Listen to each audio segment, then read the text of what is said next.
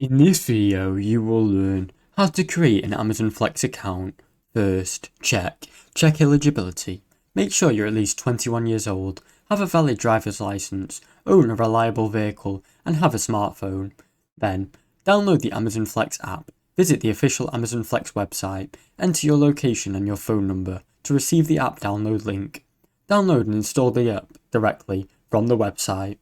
Sign in with your Amazon account. Use your existing Amazon account or create a new account for the app. Provide required information.